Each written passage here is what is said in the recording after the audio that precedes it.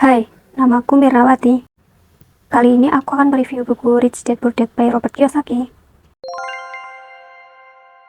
Bisa dibilang Bible untuk orang-orang yang pengen tahu namanya bebas finansial itu seperti apa. Jadi buku ini berdasarkan pengalaman si Robert Kiyosaki, mempunyai dua figur ayah, di mana biologi ayah si Robert Kiyosaki adalah orang yang sangat bagus akademisnya tapi tidak kaya.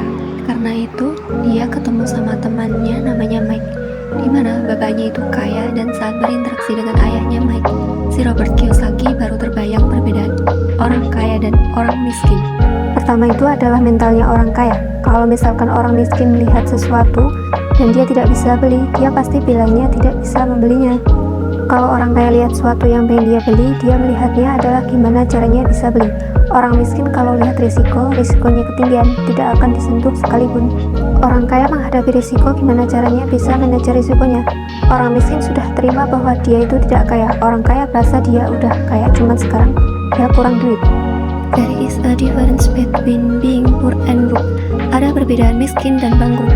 Mungkin sekarang kalian lagi tidak ada duit, ya kalian tanda kutip bangkrut. Tapi bukan berarti kalian nggak bisa berusaha. Terus sampai akhirnya kalian bisa kaya juga. Kalau misalkan miskin itu bisa turun-temurun.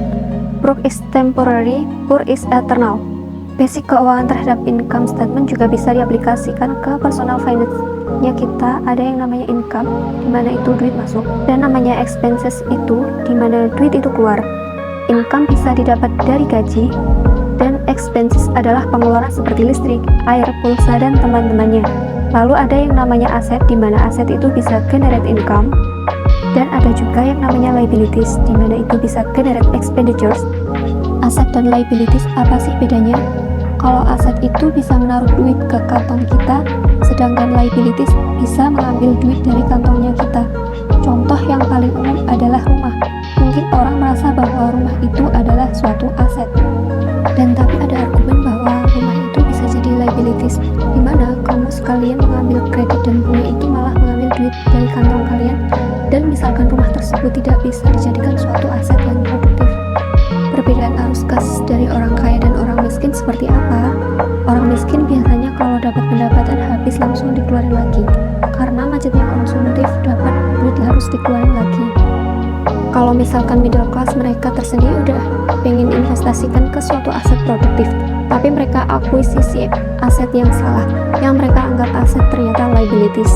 Contoh kasarnya adalah rumah. Kalau orang kaya dia dapat duit langsung cari lagi aset mana yang bisa generate income dia lagi. Kasarnya sering bilang sama orang passive income. Jadi kalau misalnya kita orang kaya itu kerja bukan demi duit. Orang kaya itu kerja untuk dapat asetnya bisa menghasilkan duit lagi. Sedangkan orang miskin kerja demi duit untuk melakukan konsumsi yang tidak penting. Orang miskin, my profession is my income. Orang kaya, my assets is my income. Jadi kita harus fokus ke income kita dan ke aset kita juga. Life is not about how many money you make, but how much money you keep. Dan si Robert Kiyosaki itu berpendapat bahwa namanya literasi finansial seperti ini itu layaknya otot yang ada di badannya kita, dimana kita bisa latihan terus, kita bisa nge-gym untuk memastikan kita punya mental itu seperti orang kaya. Tapi layaknya gym juga, kalian gak bisa cuma baca buku sekali, habis itu kalian merasa kalian udah kaya. Kuatkan lagi otot finansial kalian terhadap basic finance, seperti accounting, investment, capital market, dan legalitas. Bahas buku ini karena mungkin masih banyak orang Indonesia di luar sana yang butuh literasi finansial. Dari riset Forget ini, jadi ngebahas buku yang populer juga. Dan sangat berharap dari ajarannya si Robert Kiyosaki ini membuka mindset kalian terhadap, oh ternyata seperti ini cara ngitung duit yang benar. Dan berharap kalian semua yang nonton di sini benar bisa merasapi Poor Dad Robert Kiyosaki dan kebayang, oh ternyata beginilah cara mengelola keuangan dan risiko yang sehat. Jangan lupa like, comment, subscribe. See you in the next video. Ingat, baca belum tentu jadi kaya. Ini hanya step awal, nggak ada yang namanya cepat kaya di dunia ini.